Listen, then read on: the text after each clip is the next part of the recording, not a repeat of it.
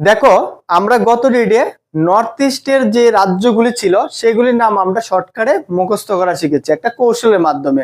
আজকেও আমরা এই যে বাকি যে রাজ্যগুলি আছে সেইগুলিকে আমরা একদম কৌশলের সহকারে শেখার চেষ্টা করব। দেখো, প্রথমে একটা স্টোরি বা একটা গল্প তোমার মনে রাখতে হবে, যার দুটি বাক্য। একটি হচ্ছে, তানেশ ও করিম কাকাকে নিয়ে মহারাজগঞ্জের রাজা পঞ্চহরি জম্মু কাশ্মীরের লেরকি হেমার সাথে বসে উত্তম উত্তম ভোজন ভোগ করলো। এটা একটি বাক্য। আরেকটি বাক্য মনে রাখবে এইভাবে, উমা অন্ধ তেল নিয়ে 36 বার ঝাড়ু দিতে মধ্যপ্রদেশে গেল। এইভাবে তুমি বাক্যটাকে মনে রাখবে। এবার কেন বলছি দেখো, তানেশ বলতে এখানে বুঝিয়েছে কাকে? তামিলনাড়ুকে। করিম বলতে কেরলকে বুঝেছে, কাকা বলতে কর্ণাটককে বুঝাচ্ছি আমি। আর মহাগঞ্জের, মহা বলতে মহারাষ্ট্র, গঞ্জের বলতে গুজরাটকে। রাজা রাজা বলতে রাজস্থান, পঞ্চহরি মানে পাঞ্জাব ও হরিয়ানা। জম্মু কাশ্মীর তো তুমি জানোই।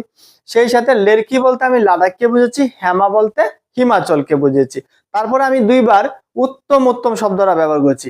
প্রথম উত্তম হবে উত্তরাখণ্ড, দ্বিতীয় উত্তম হবে উত্তরপ্রদেশ।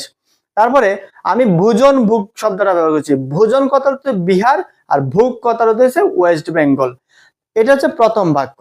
দ্বিতীয় বাক্যটা আমি কি ব্যবহার করেছি? উমা। উমা বলতে আমি কাকে বুঝেছি? উড়িষ্যাকে।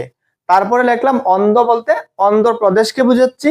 সেই সাথে আমি তেল বলতে তেলেঙ্গানাকে বুঝাচ্ছি। 36 বলতে ছত্তিশগড়কে বুঝেছি। ঝাড়ু দিতে মানে ঝাড়খণ্ডকে বুঝেছি। আর মধ্যপ্রদেশ তো লিখলাম। তো এইভাবে যদি এগুলি মনে রাখো তাহলে তোমার স্পেসিফিক তুমি নামগুলি কোনো সময় ভুলবে না। তো দেখো, এইখানে ম্যাপের মধ্যে তুমি কিভাবে মনে রাখবে এগুলি?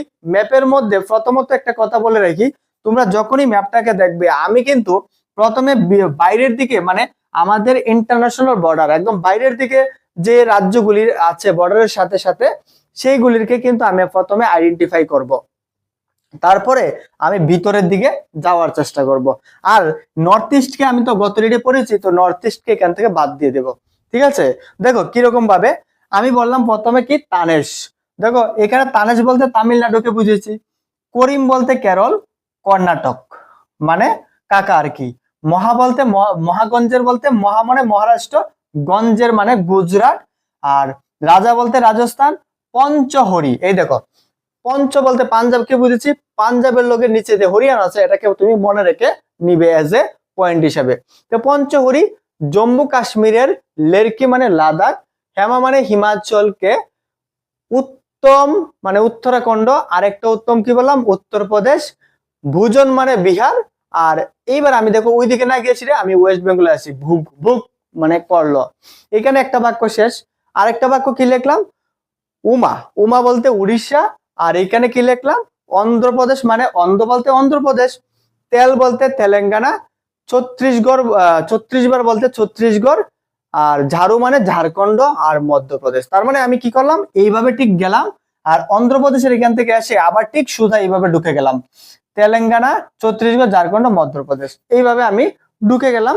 তাহলে আমার স্পেসিফিক আমার বাইর করতে কিন্তু অসুবিধা হবে না। ভাবে দেখো, তানেশ করিম কাকাকে নিয়ে মহারাজগঞ্জের রাজা পঞ্চহরি জম্মু কাশ্মীরের লেরকি হেমার কাছে বসে উত্তম উত্তম ভোগ ভোজন করলো।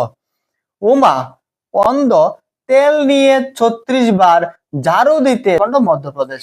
তো এইভাবে যদি তুমি পড়ো তাহলে তোমার ভুলবে না এটা নিয়ে এসে। তো তুমি এগুলিকে নোট করে নাও, আগামী ক্লাসে আমরা বাকিগুলি করার চেষ্টা করবো। ঠিক আছে?